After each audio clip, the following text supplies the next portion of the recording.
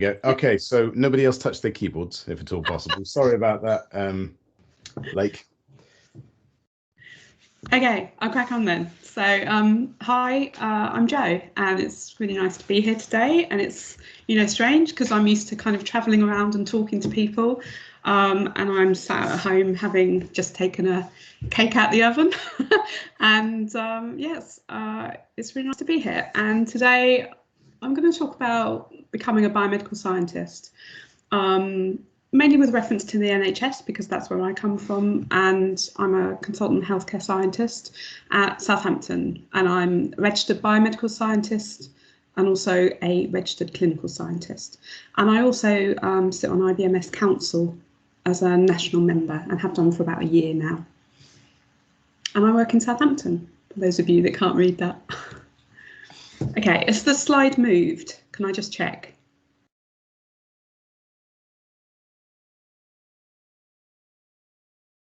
Iggy? All good. Yeah, all good. Great, thanks.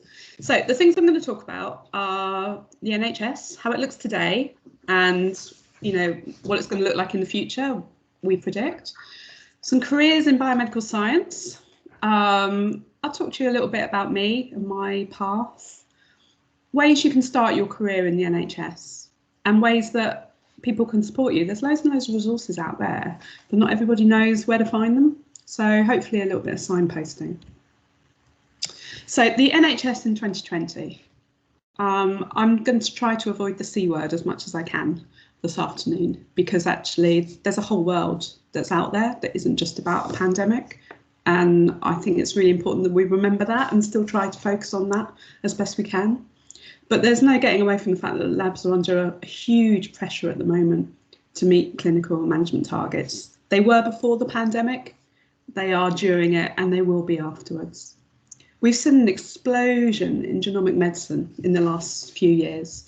And I work in a discipline where nothing really ever changed, but actually things are changing on a monthly basis now. It's incredible to be part of that. And there's also been a real explosion in digital and tech, for example, informatics. And the other thing that I've seen is, I've been in the profession since the late 90s, and we're just ignored. No one knows about us. But finally, we're seeing that biomedical scientists are being recognised for their skills, their expertise. And it's amazing to see us actually become known about in a more mainstream way. And along with that, there are more opportunities than there ever have been before for biomedical science professionals. When I came into the profession, it was management or leave, basically, or go into teaching. That was it. There was nothing else. There were no clinical opportunities at all. And it's just amazing what's changed in the last 20 years. In many areas, we're really ahead of other countries in terms of our clinical practice for scientists. But in other ways, we're really, really behind in terms of some of the tech and IT systems that we have in labs. The thing that comes out of all of this is that we need scientists and we need people with innovative skills within the NHS. And this is just a massive signpost, okay? Because lots of people don't know this, and I know it because I work in the NHS and I see it right in front of me. There's a massive skills gap in the NHS for scientists, for innovators. And the two real big areas that are absolutely exploding are genomics and bioinformatics. And I'm not going to read out the definition of them. I've just put it on there to help you, because not everyone knows what a bioinformatician does. And there's different types of bioinformaticians as well. You can find out more about what these roles entail on the Health Education England website. But it's just a bit of food for thought. If these are areas that you're interested in and you want a career that explodes within the next 5, 10, 20 years, these are the things to be thinking about. Okay, so I think this is really important. Not all labs are in the basement of hospitals. My lab is in the back of the hospital, I'm not going to lie. We're not in the basement though. Mostly the mortuaries are in the basement. And it's always been traditionally seen as you're hidden away and no one knows you exist. But that's changing. And the thing I feel is that it's in our power to change it as well. And there are lots of things you can do as a biomedical scientist. You can work in the NHS, which I've always done. I've never worked full-time anywhere else. But you can also work in the private sector, in the private laboratories. You can work in research and development. You can work in academia and teaching, at universities, at colleges, at schools. You can work in industry and tech, or you could work in sales. There's a whole world out there and loads of opportunities. And not all of those areas need you to become registered with the HCPC. So that's just something else to think about. And I thought this was really important, actually, to just define what we're talking about when we're talking about the different biomedical science roles within laboratories, because it's a minefield. If you go onto NHS Jobs website and you just type in scientist and biomedical scientist, you'll find a million different job title names. And they go from sort of the older fashioned names from medical laboratory assistant or MLA up to the new sort of names of healthcare science assistant, healthcare science practitioner.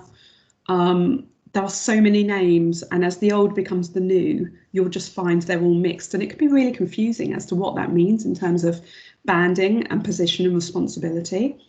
But essentially, you've got bands 2, 3, and 4. And bands in the NHS run from 1 to 9, except you don't really find any band 1s. And band 9s are the sort of the execs, the really senior managers. Band 2 to 4 are what we call the support roles. And they're often the way you get into a lab.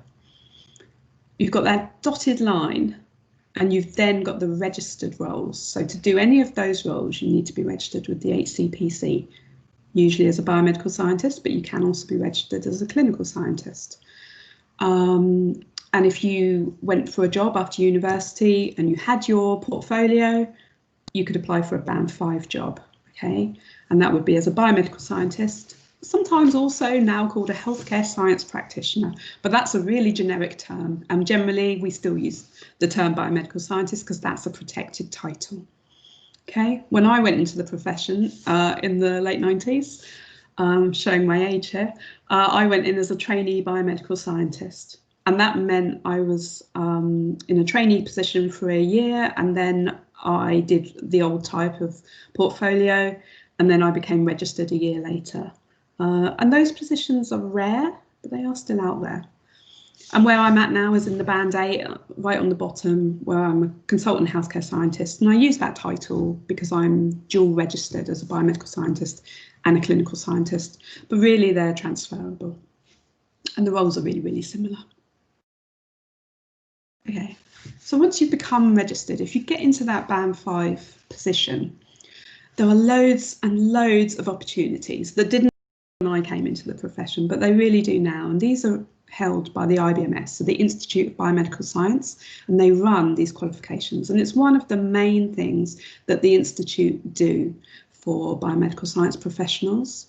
And really people get registered, so they complete the registration portfolio, and then they think about doing what's called the specialist diploma. And that's a year or 2 years of specialist theory and practice in your specialty area, so whichever lab you work in. So I'm from cellular pathology, and there's a specialist diploma in cellular pathology. But if you worked in haematology, you could do it in haematology, you could do it in immunology, etc., etc. There are also other certificates at the slightly higher banded levels, because when you get the specialist diploma, that gives you access to a band 6. And then you can do other specific things into areas you're more interested in as your career develops. And then you can do the really high level things like I've done, which was an advanced diploma, and that's a qualification, a joint qualification with the Royal College of Pathologists that can lead you to consultant practice. They were really hard to come by many years ago, but the opportunities are widening massively at the moment. So this is a really good time to get into the profession if you want to develop your career to consultant level practice.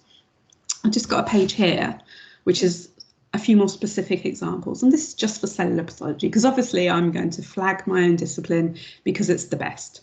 And I don't care what anybody says, it is the best. It's like an art form. So if you are going to be a scientist, but you really like art, think about cellular pathology. It's the most hands-on discipline. It's just brilliant. So like I said, you can do the specialist diploma in cell path. You can do more generic higher qualifications in leadership, quality training, or you can do what we call a higher specialist diploma, which is a really, really high level scientific and sort of managerial qualification. And then you can do the specialist clinical qualifications, and the ones highlighted in blue there are the ones that I hold.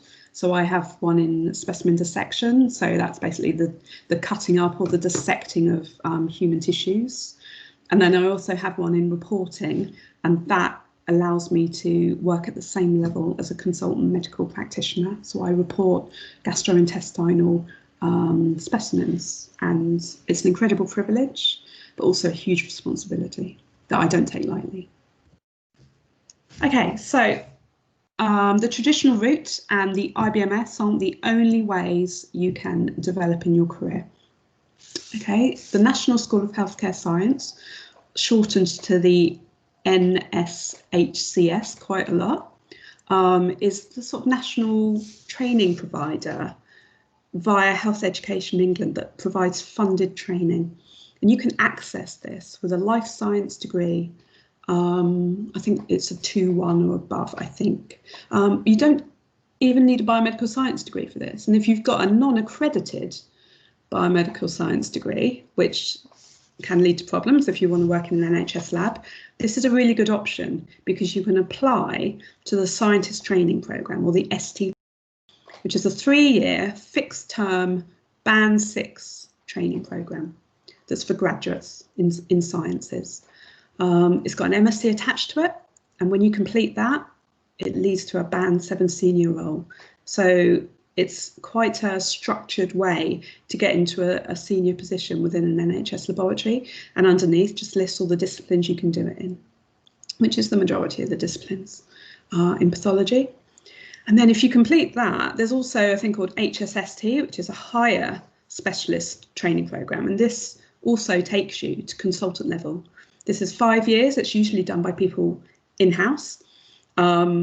So they may have come through the STP route, or they may have come through a different route like I did.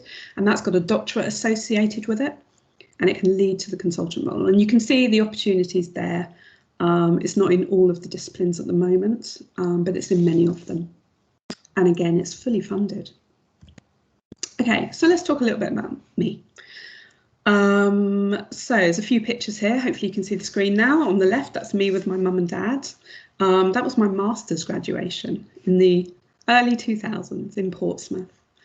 And then underneath that is me with my mum and dad again, and that was my doctorate graduation in 2015, again at Portsmouth. And I studied at Portsmouth because they've got a really strong biomedical science degree, but I'm also from Portsmouth and it's really easy to study at your local university.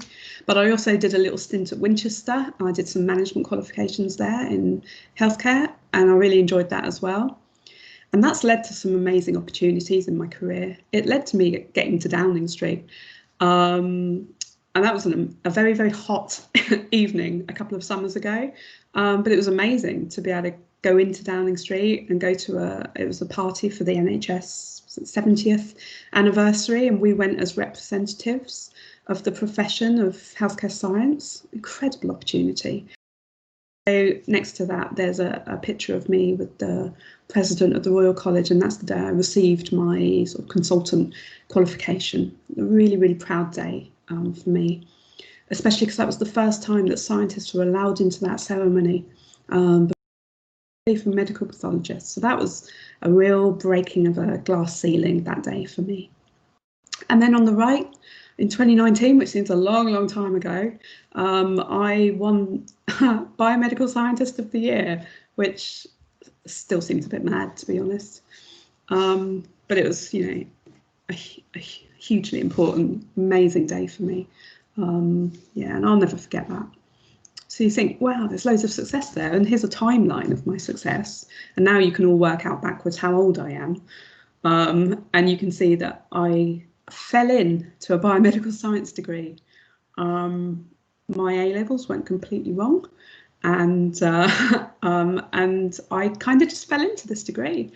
And then I finished it, and I got my year job as a trainee. And then while I was working, I did my master's, and then I went to Winchester and did my qualification, then back to Portsmouth. In the meantime, I did professional qualifications at work, where I learned how to dissect histology specimens alongside my medical colleagues. And then I got into the reporting qualification. I was the first person to pass that in the country. And I qualified in 2016, and that's when I started working in consultant practice. And then I was awarded a fellowship for female senior leaders in 2017, which has opened so many doors for me. It was an amazing platform. That's what got me into Downing Street. And then I formally started my consultant role in 2020. So you'd look at that and you'd think, wow, that's a successful timeline. You know, she's not done so bad. But you know what? This is a really good picture of the secret to my success. I always think of it like the Instagram kind of generation, you know, where you just see the kind of, you know, people on holiday, or the beautiful side of people's lives, people with their hair done and their nails done, and you just don't see the general day-to-day stuff. So it's like a mask, pardon the pun at the moment. But actually what you don't see is the stuff underneath the iceberg, all the stuff underneath. And this is a real representation actually of my real path. And these are the things that I didn't tell you. So I not only did I blow my A levels, but I also blew my science GCSE. That was my lowest grade at GCSE. I'm a really good artist. I'm not very good at science. And it's just ironic that that I ended up as a scientist. When I did my degree, my BSc project went completely wrong, fell apart. The people I was supposed to be doing it with backed out a week before I was supposed to start it. And I'll always remember there was this evening where everybody went to the pub, which was next to the science campus, to celebrate us finishing our degree. And I hadn't even started my project, and I had to sit there and pretend for the whole night. And I just felt like my world had fallen apart. But I quietly got on and did my project, and I managed to graduate with everybody else. And then when I worked, I did my master's. That went wrong as well. I just ended up with a completely different master's project than what I was planning. I've experienced bullying at work, which is pretty horrible. I was overlooked for the department manager post within my department, where I thought it was a shoo-in. I'd been doing the role, sort of acting up for a while, and I was just absolutely devastated. I just thought, God, now what am I going to do? This is what I'm meant to do, and I've blown it. I didn't know what I was going to do. And then, so I started a different pathway into sort of clinical practice, and then I did my doctorate. That fell apart as well. And so I ended up with a completely different project than what I thought I'd be doing. And then ever since then, I've been reporting, and it's not been plain sailing. When you're the first to do anything, you get all the challenges with it. It's been really, really difficult. I've experienced more bullying at a national level, and many, many challenges. But eventually, I've, on a personal level, got to where I wanted to get, and I'm now in my consultant post, and it's an utter privilege to be there. So I guess what I want to say really for this is don't always believe what you see when you just see all the success. Know that people that appear successful have been through it as well, and sometimes it's got meaning to it, and you can't see it at the time. But looking back, I can certainly see it now. Okay, so here's just a page of what I do now. I thought you'd like a nice disgusting picture of ulcerative colitis on the right hand side. That's a colon, and that's my special area and what I do most days. I lead our specimen dissection service at Southampton, and I'm part of our GI, gastrointestinal consultant team, and I work independently. I report the full scope of GI specimens, and I work alongside my medical colleagues. That was unheard of 10 years ago. There were some labs, it's unheard of today, but it's a path, and we're on that path. I provide a diagnostic service to clinicians, and I also request and interpret molecular tests, and that is only increasing. I'm lead healthcare scientist for my trust. And I think it's really important to give back and do things like this because, you know, I kind of found my own way. And I just think anything I can do to help other people find their way is really important.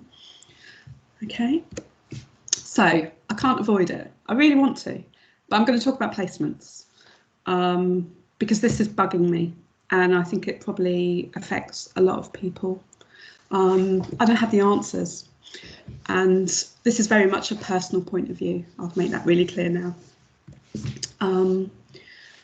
I get the feeling it's an English problem. When I've talked to lots of people about placements, and it doesn't seem to be such a problem in Scotland, in Wales, and it might be because the countries are smaller, so the pool of people is smaller. But I do feel like it's a real problem in England. There's lots and lots of students, but there's not enough placements. And placements seem to be reliant on a relationship of local hospitals with their universities.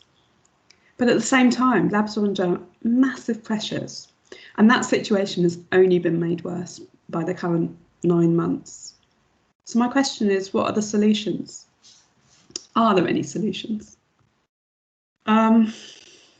So I thought I'd give you a view from what it's like on the other side, from someone working in a lab. There's 100 or more staff in my lab. We're under massive pressure to deliver more and more for less and less. A big proportion of the staff in my department are in band 2 to 4 posts. Almost all of them already have a biomedical science degree. Not all accredited. That's another challenge. And so the question is, how do we prioritise the training? Because I am fully aware there's loads and loads of people doing full-time degrees at universities that need support and need a placement. But it's really, really difficult when you've got existing staff that also need your support. So who gets the support first? Is it the existing staff? Is it apprentice staff you have to support because you've signed up to the apprentice? Or is it the placement students? Because one of the problems with the placement student from a university is the time and effort you have to train somebody is an issue if you know they're then going to leave and go back to university. It's really difficult. And actually, so I'm in Hampshire, and we've got 2 local universities that offer accredited biomedical science degrees. So if they've got 25 students on their course, it's about 50 students in central South Hampshire, all looking for placements. And really the most I think we can take at Southampton in a year, because we take them for about 9 months. And many trusts don't actually have an agreement with their local university, although some do. So for example, the last 2 students I took weren't from Hampshire. They were in terms of where they came from, so that was their family home, but they were studying in Bristol and in Manchester. And actually, summer holiday placements as well. It's just worth noting that it's really difficult for labs to take people over summer holidays because you've got less staff because they're taking their holidays. And so you have less people to do the training because the work doesn't really go down anymore. It used to when I first started in the profession, but these days it's continuous. So it's really, really difficult to find that balance. So here's some basic maths. There's a map of Hampshire, just to give you a sort of a guide. And you've got Portsmouth and Solent that both have accredited biomedical science degrees. So say there's 50 students there. And these are the NHS labs that are reachable. And for anyone who wants to be pedantic, I know Chichester's in West Sussex, but it's just over the border. So it's really local. So if they could offer 6 placements a year, which I doubt they would, because some of these labs are quite small, 6 times 6, 36. And if you've got 50 students, that doesn't cover it all. So if you need a placement for all of your students, it doesn't really work, does it?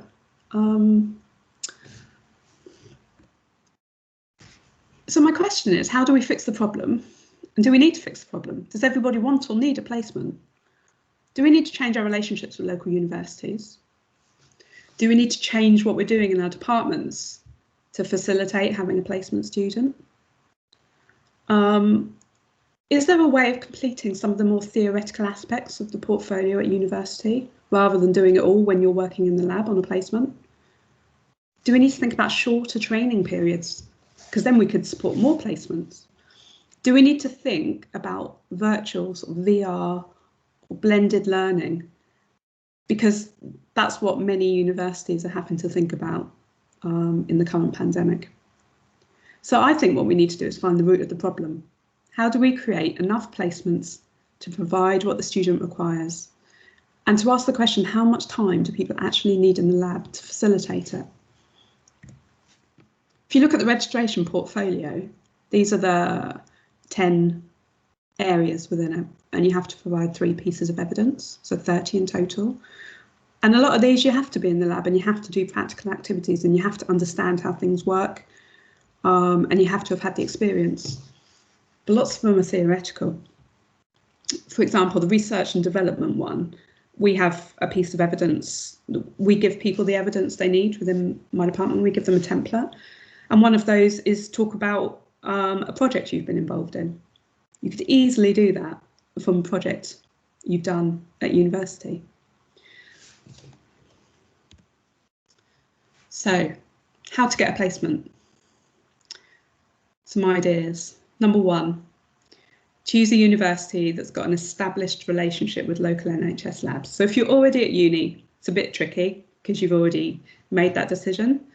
But I think that's a message we need to get out to people before they go to uni, is think about these sort of things. But if you are already at uni and there's a limited number of placements, you need to stand out. You need to find a way of people seeing you and standing apart from other people. You can do that with pure enthusiasm, but also having an innovative approach and transferable skills. That's the key thing, transferable skills. Okay, it's not being able to do a particular task that you might not have been able to access because you haven't, you don't know someone who knows someone who's given you 2 weeks in a lab where you got to do a practical. It's about understanding attention to detail, understanding error and how to spot it and how to deal with it, those kinds of things. The other thing you can do is you can email the education lead and training officer if you can find them. And often you have to do that by just going onto the Trust website, looking for the pathology pages and finding a contact. There'll always be at least one contact on there. And then you contact them and ask them to forward it to the right person. Many of the people I've taken into the department have come through that route. The other way you can do it is be really creative. You can apply for a band 2 to 4 post, a support worker post, and then show that innovation and creativity at your interview. So you might not get the post because you haven't got the experience, but you might be able to stand out because you say, well, actually, this is my situation. Here's what I could offer. Do you have any placements? I know someone who went down that pathway, so that's why I've included that one, because it's really different, but it worked for that person. So if you can't get a placement, there are other things you can do. It's not a complete disaster. So there are some trainee biomedical scientist posts available. Not many, not like when I did it, but they do exist. And there are also band 5 biomedical scientist posts available. So apply for it. And then if it's a trainee one, they'll know the situation, they know you'll need to do the portfolio, and that's fine. And you need to stand out by demonstrating those transferable skills. But if you apply for a band 5 and you haven't got your portfolio, you might not get the job because you haven't got the portfolio. But you might get to the point where you can have a conversation about, could I do this as a trainee and complete my portfolio? We have a few people in my lab that have done that. And we advertise posts, and we fully expect people needing to do their portfolio to apply. So don't let it put you off thinking, I haven't got 100% of what is needed in this job. Still apply, because you might find it opens a door. You can apply for an associate or an assistant practitioner post in a laboratory. That's the best way at the moment to get in. That's the key way that most people get in my trust, is to apply for a support role and then work your way up. You can apply directly for the STP programme with the National School of Healthcare Science in whatever discipline you're interested in. And the other thing to say is you might complete your biomedical science degree and then realise you actually are interested in another discipline that's outside of biomedical science. Within healthcare science, there's 52 different specialisms, and life sciences and pathology is just 1 in 4. There's also physical sciences, so things like medical physics, physiological sciences, things like audiology, cardiac science, and then bioinformatics is the 4th one. The other thing you can do, if you think, oh, actually, I'm interested in becoming a manager, is you can apply to the NHS Graduate Management Training Scheme. That pays about, I think, starting about 24, 25 grand, and that's direct entry after degree as well. Okay, so what to do if you've done a non-accredited biomedical science degree? And it does happen, and it still happens, and people don't seem to know before applying for uni that you need to apply for an accredited degree. And I wish I knew the answer to helping people know. If anyone's got any ideas, let me know. But if you come to that point, and most people get to that point and they get a job as in one of the support roles, what you can do is you can personally pay for the IBMS to assess your degree. And what they'll do is they'll tell you what gaps are in it, and you might need to do top-up modules. And the problem with that is funding, because it's difficult for trusts to have funding to do things like this, especially when you've got loads and loads of other people that have got accredited degrees. So they're kind of on a faster track. It's really, really difficult. We have put many people through top-ups, but it's becoming increasingly difficult to do, I have to say. So, NHS laboratory posts. It's about getting your foot in the door. There are some trainee posts, they do exist. I expect they're very, very popular when they come up. So you need to be prepared to really want to get in. You need to be prepared to work in a discipline you didn't like at university. I liked cell path. I fell into the job. It was the first job I applied for. My life could have been very, very different. I often sort of reflect on that. But the other thing to think about is if you apply for a job and you get a job in that discipline, it doesn't mean you're stuck in that discipline for life. I know lots of people working in my trial who've moved discipline, moved to a different laboratory. I know someone who left pathology a couple of weeks ago and they're now training as a cardiac science trainee. So your choice now isn't your choice for life. And most people, in my experience these days, are starting in the band 2 to 4 support roles, and they move up as they gain experience. And in my department, we support people to do this wherever we can. Okay, I've probably said most of this. Here's what we do at Southampton. We do advertise for band 5 posts. We do get people into those posts that need to do their portfolio. You should apply anyway, even if you don't yet have your registration. I think that's important. I guess the only thing is if, as long as the criteria to get to interview are the desirable and not the essential, I guess that's the only block. In Southampton, we promote people from within, and I know lots of other labs that do that as well. We support a lot of people to get their portfolio while they're working.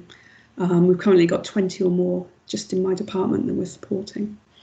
That's not normal, by the way, that's quite a high number. Normally it's about 2 or 3 in any one lab. And just some food for thought for all of you thinking, how on earth am I going to get my foot in the door? Our current histology manager started as an MLA. Okay, he's worked his way up from a band 2 post. Just a few more things about the scientist training programme. It's a postgraduate training scheme for life science graduates, 3 years, workplace training and also academic learning. And you do the academic learning at Manchester. Before, people would physically go. At the moment, online. It's a fixed term contract at band 6 level. Masters is included in clinical science. And you can do that within the discipline in which you're working. So if you're working in cell path, you do it in cellular science. So it's quite a specific MSc to your discipline. You have the opportunity to register as a clinical scientist on completion of the STP. If you're already a biomedical scientist before you join the STP, which some people are, you don't have to register as a clinical scientist as well, because if you do, you have to pay twice at the moment, which is a pain. And it's available in a wide range of disciplines. The graduate management training scheme is also available in a wide range of disciplines. I've put the link to the website there because I'd never looked at it before, to be honest. I'd heard of it, but never really looked into it. But again, you could do it in health informatics, health analysis, policy and strategy. Some of the things that I thought, you know, the real sort of scientific lean to them. Apprenticeships. Lots of people think apprenticeships are mechanics or carpenters, aged 16 to 17. They're not anymore. And the NHS use apprenticeships because they're funded in that we pay a proportion of our pay budget into a levy that pays for apprenticeships. So we're encouraged as a trust to use them. And they can be undergraduate. We have some people doing apprenticeship degrees that are working with us, but they're also postgraduate. And the range and scope is only going to increase in the future. And I think in the future, you're going to see apprenticeships up to doctorate level. And the good thing about an apprenticeship is you get 20% off the job. So if you work a 5-day week, you'd work for 4 days and then 1 day you'd be studying. So it's really, really good because it protects your training time. And also we don't have to find the money for it. And you don't have to just do it in a sciencey subject. You can do it in pretty much anything, actually. Okay, so that's just something else to think about. There's a national apprenticeship website you can look on as well, but the National School of Healthcare Science website has a lot about apprenticeships too. I just wanted to tell you a few things about what the IBMS do, because if you haven't already joined them, you can join them as a student member. And as really the biggest professional organisation that you'll be linked with as a biomedical scientist, they do a lot for you. And I've just listed some of the things I could think about. So you can have membership at different levels, depending on your experience and your qualifications. They provide the registration portfolio and also all those other portfolios and qualifications I talked about. They provide a CPD scheme or continuing professional development. They provide quite a nice magazine every month, which is still in print format. They do the IBMS Congress, which I don't know, you might have heard about or been to.